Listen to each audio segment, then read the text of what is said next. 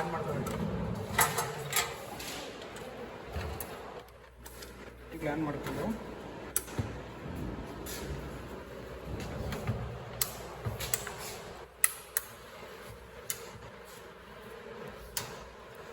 ಚಾನಲ್ನ ಸೆಟ್ ಮಾಡ್ಕೋಬೇಕು.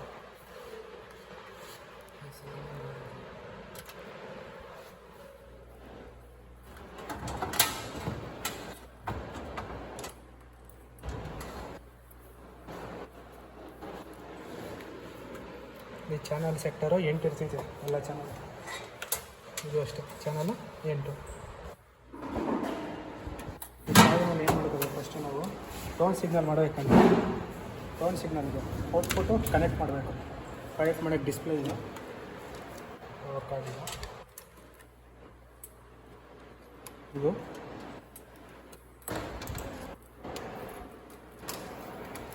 ಮತ್ತು ಔಟ್ಪುಟ್ ಚೆಕ್ ಮಾಡೋಕ್ಕೆ RCC ಕೇಬಲ್ ಇಲ್ಲಿ ಕನೆಕ್ಟ್ ಮಾಡಬೇಕು.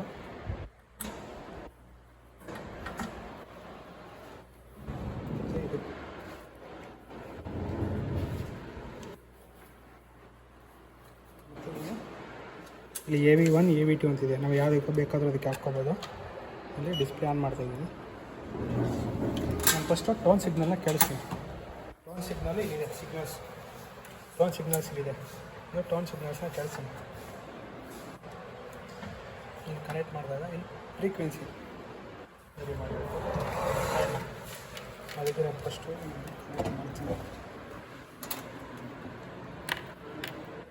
ಎಲ್ಲೋ ಇಲ್ಲಿ ಚೇಂಜ್ ಮಾಡ್ಕೋಬೇಕು. ರೆಡ್ಡು ವೈಟು ಇಲ್ಲ ಅಷ್ಟೇ.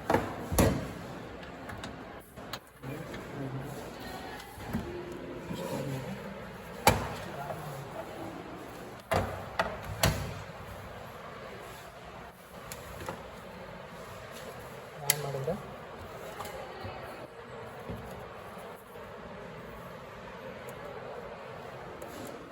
ನೀರು ಬರ್ತಿದೆ, ಲೋಡ್ ಅಂತ ಬರ್ತೈತಾ. ಅದು ಏನು ಮಾಡಬೇಕು, ಫಸ್ಟು ನಾನು FM ಹಾಕ್ತೀನಿ. ಡಿಸ್ಪ್ಲೇ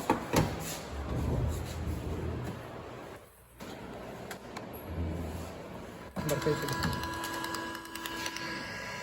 ಇದು ಫಸ್ಟು ಅಪ್ ಲಿಂಕಲ್ಲಿ ಕೆಳಗೆ ಹಾಕಿದ್ಮೇಲೆ ಅವು ಟೋನ್ ಸಿಗ್ನಲ್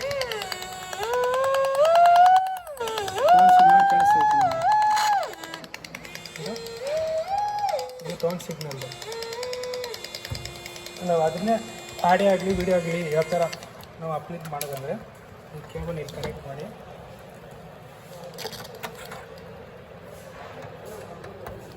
ಮತ್ತು ಇಲ್ಲಿ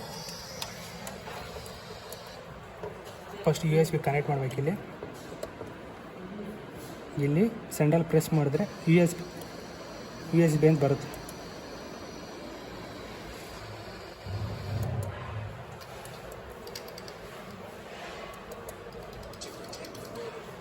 Necessary to use a thermal relay together with the contactor. What do you guys think of continuing the videos about relays are one of the most ಇಲ್ಲಿ control ಮಾಡ್ಬೋದು ಯಾವ್ದು ಬೇಕಾದ್ರೂ. ಇಲ್ಲಿ ಆಡಿಯೋ ಔಟ್ಪುಟ್ಟು ಬರುತ್ತೆ, ಆಡಿಯೋನೂ ಬರ್ತಿದೆ, ವಿಡಿಯೋನೂ ಬರ್ತಿದೆ. ಮತ್ತು ಈ ಚಾನಲ್ಸ್ ಯಾವತ್ತೂ 8 ಇರಬೇಕು, ಚಾನಲ್ 8 ಇರಬೇಕು.